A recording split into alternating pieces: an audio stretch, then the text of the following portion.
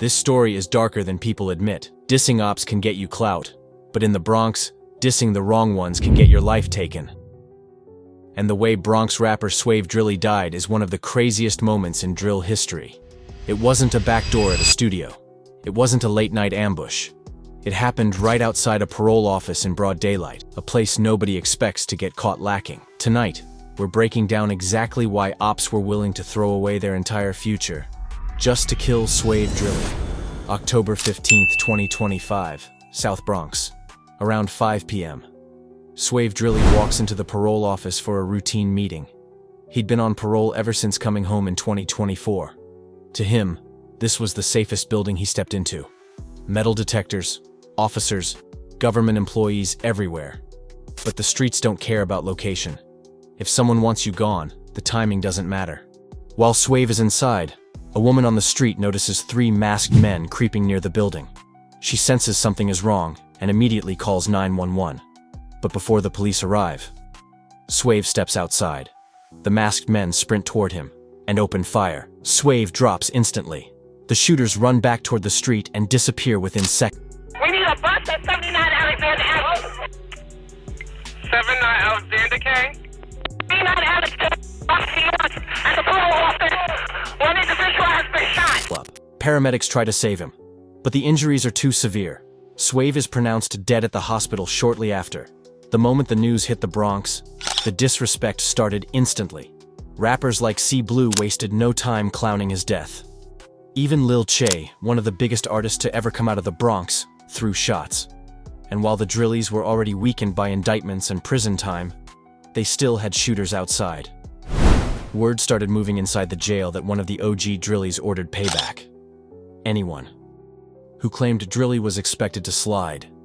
Swave's death didn't just shake social media. It shook the entire Bronx drill scene. To understand why he was killed, you gotta understand where he came from.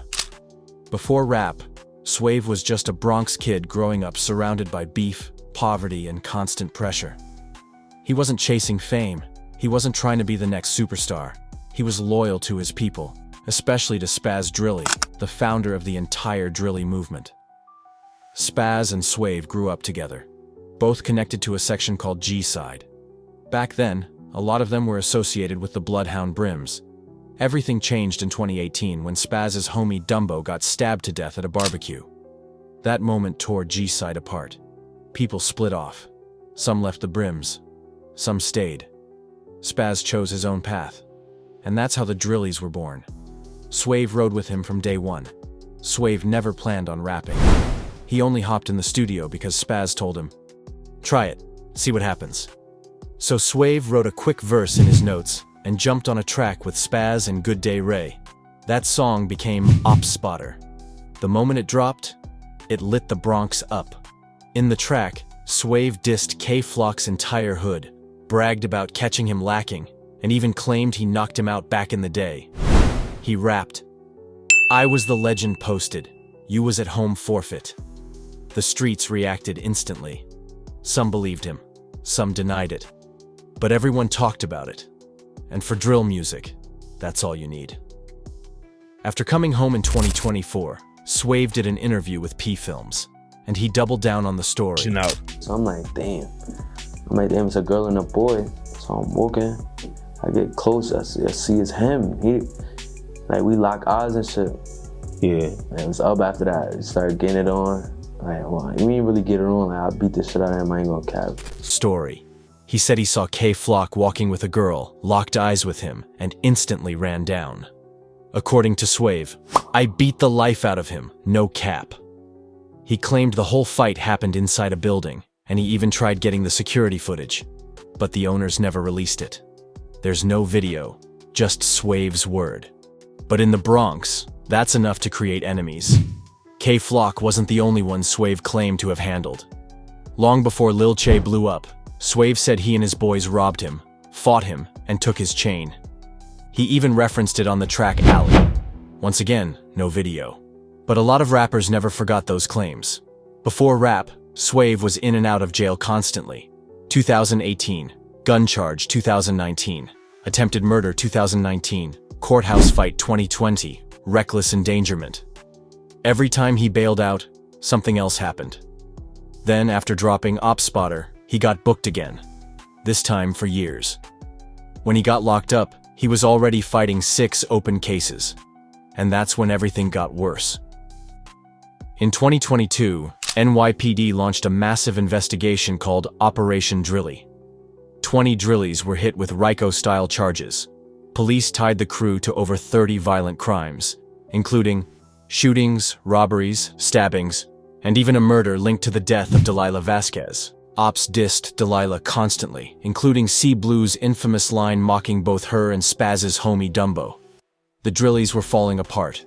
Most major members were either dead or in jail, and Swave was stuck in the middle, facing up to 15 years.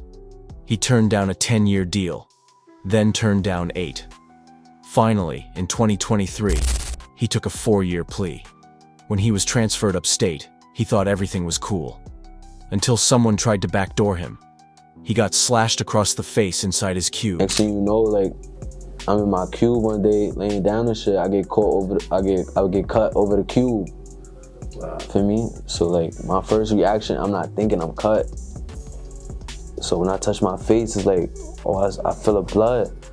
I feel the blood, so I just start banging out. When Swave came home, he saw his daughter first.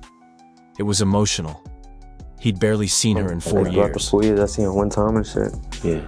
So, and it was closer to when I was getting released. I seen her in May, like right before my birthday and shit. Yeah. So when I seen her, it was like the second time I really seen her in a while. But the streets didn't change him. He went right back outside, dissing ops, beating civilians, running down on people in parks, even allegedly running over an op. I'm jacking him. Yo, that nigga was holding on to his bike for dear life. He knew what's up. He was wild, reckless, unpredictable, and everyone knew it. By 2025, Swave wasn't making money off rap. He missed the Bronx. Drill wave. Labels weren't calling, streams weren't paying. He went back to the trenches, and that's what made him vulnerable. The rumors say someone close might have backdoored him. Others say an op caught him slipping. Nobody knows. All we know is this: 3 masked men waited for him outside the one place he thought was safe, and they ended his life. In the end, Swave Drilly lived and died by the same street rules he grew up with. Loyal, fearless, reckless, respected, hated. His story is a reminder that drill fame doesn't erase street beef. And sometimes, the past comes back even harder than before.